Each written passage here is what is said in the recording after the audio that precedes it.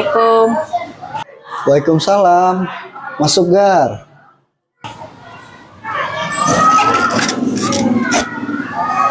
Oke, baik Tegar. Boleh Bapak minta waktunya sebentar kita bicara. Bapak dengar kemarin Tegar pada saat kerja kelompok itu sempat mengatakan sesuatu ke Abil yang membuat Abil pada saat itu menangis. Bisa ceritakan Gar apa yang terjadi? Ya Pak, saya merasa kesal karena Abil tidak banyak membantu. Lalu setelah itu saya mengatakan bahwa dia itu beban. Setelah itu Abil menangis dan tidak mau ikut kerja sama lagi. Oh gitu, kamu merasa kesal pada saat itu. Karena menurut Tegar itu si Abil saat kerja kelompok kurang aktif. Kemudian Tegar katakan teman Tegar itu sebagai beban. Nah, itu pada saat itu Tegar yang ada di dalam perasaan Tegar itu bagaimana melihat Abil menangis? Saya merasa sedikit bersalah Pak, namun saya tidak bermaksud untuk membuat Abil menangis.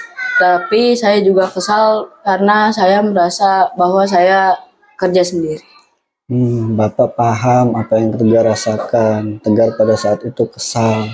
Memang pada saat kerja kelompok itu kita bisa merasakan frustasi. Pada saat kita melihat ada anggota kelompok yang kurang aktif.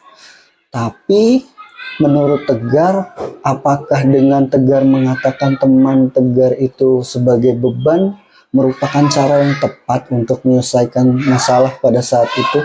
Tidak Pak, itu malah membuat Abil semakin menangis dan tidak mau ikut kerja kelompok lagi. Ya betul, apalagi dengan begitu kerja kelompoknya malah berjalan makin tidak lancar kan? Ketika teman kita ada satu yang merasa tersakiti. Nah, kira-kira bagaimana yang seharusnya Tegar lakukan ketika ada perasaan seperti saat itu? Saya akan mencoba meminta maaf pada Abil dan meminta dia untuk lebih aktif lagi, bukannya mengatakan bahwa dia itu beban. Nah, itu benar. Itu adalah salah satu bentuk komunikasi yang baik. Karena komunikasi yang baik itu dapat menyelesaikan masalah tanpa menyakiti orang lain. Nah, kira-kira nanti bagaimana ya cara Tegar memperbaiki situasi saat ini dengan Abil? Saya akan meminta maaf pada Abil dan akan bicara dengan baik pada dia agar dia mau ikut berdiskusi kembali. Nah, itu langkah yang bagus, Gar. Ya, memang kita sebagai pemimpin ketika di dalam sebuah kelompok, kita harus bisa membantu teman-teman kelompok kita yang lain supaya bisa bekerja yang aktif. Ya, sehingga kerja kelompoknya bisa berjalan dengan lancar.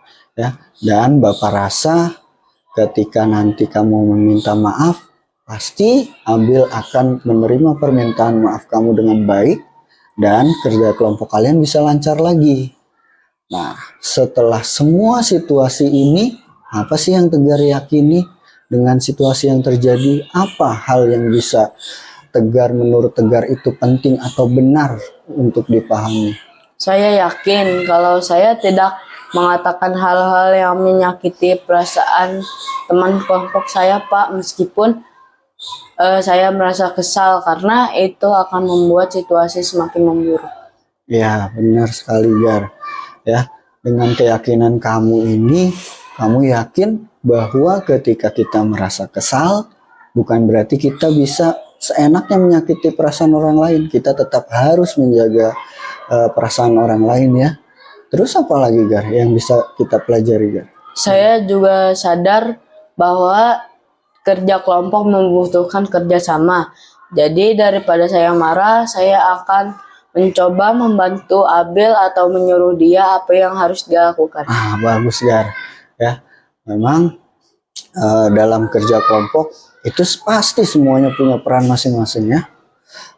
Nah, sebagai pemimpin kita perlu mendukung teman-teman yang lain, bukan malah memberikan kritikan yang menyakitkan ya. Nah, kemudian dari keyakinan yang kamu yakini saat ini ya, hal apa yang akan kamu lakukan ketika menghadapi situasi semacam ini, Gar? Ya Pak, saya akan lebih sabar dan berbicara baik-baik kalau ada masalah di dalam kelompok saya. Mantap, Gar, ya. Dengan keyakinan ini berarti kamu sudah dewasa dalam berpikir dan bertindak, ya. Nah, teruslah jaga kerjasama dan hargai teman-teman, ya. Ya Pak, Ya, terima kasih, Tegar. sama-sama Pak. Ya, baik.